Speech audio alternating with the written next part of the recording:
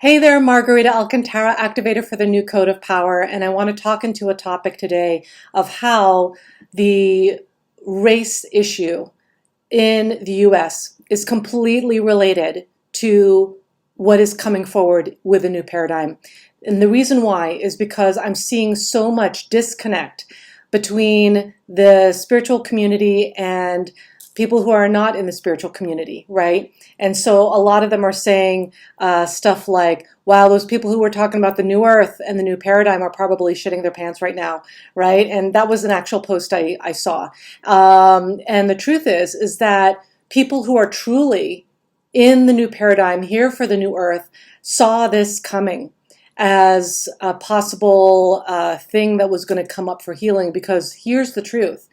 When it comes to the new earth, comes to creating a new world based on peace and unity and the new energy of the new frequency that's here for the planet, it requires that whatever is not working right now gets dismantled. And so that's exactly what's happening. It started with the pandemic, with COVID, and a dismantling of, people like then being in shutdown. And, here in New York City, we're entering into phase two. And so people are starting to slowly open their doors on a limited level. But during that time, from March until now, it has been a major self-examination for the entire collective of humanity, right? And in the US, the wound of race has been huge. And in order for the collective to rise up and to rise higher into that new paradigm, it requires that wound get addressed.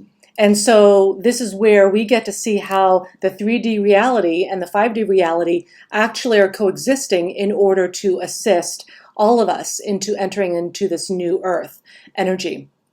And so I just want to speak really honestly from my own perspective that I was invited to go deeper myself. And this is where we all get to go deeper, right? Is whatever our experience has been around race, at this point, we get to go even deeper than that. So me personally, as a woman of color, I'm Filipino, Spanish, Irish, Chinese, West African, and Native American.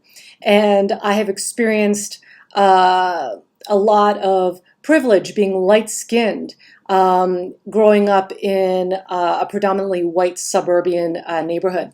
And but at the same time, I experienced a lot of racist experiences. And also I saw my father, a dark-skinned man, really work his ass off to prove himself to his American colleagues in the medical profession.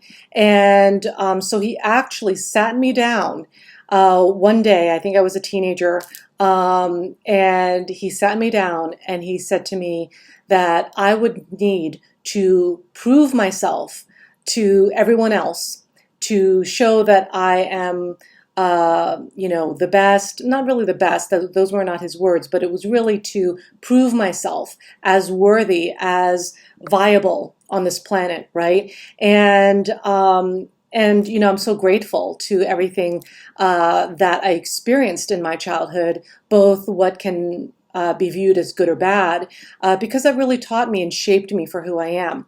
And of course, I know now that working harder is not the way, but working smarter. But here's the reason why I'm sharing this with you and why this is important for you to hear, is because also last week, when everyone was dialoguing around race, a lot of my white entrepreneur colleagues started talking about, well, I had a black friend growing up, or not all, all people are racist, not just white people, right? And like basically veering into all lives matter.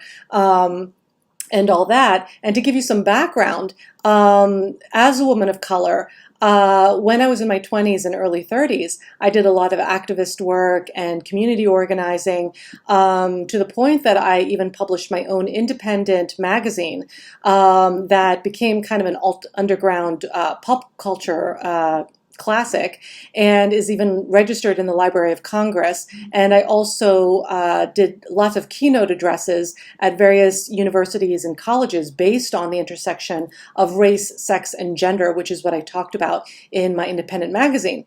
And so you can imagine having done all that work around race since a young age, and then now entering into this new dialogue, this opened dialogue of ripping open that race wound for the US that we're all experiencing, to then hear this kind of dialogue from white entrepreneur colleagues.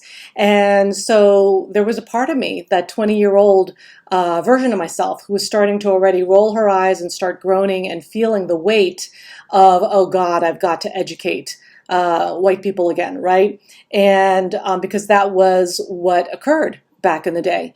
And then I realized, and this is why I'm sharing this story with you, I realized that I get to go deeper. I get to realize that we get to have new conversations on this, because this is not, the 80s or the 70s or whatever anymore. This is a whole new era.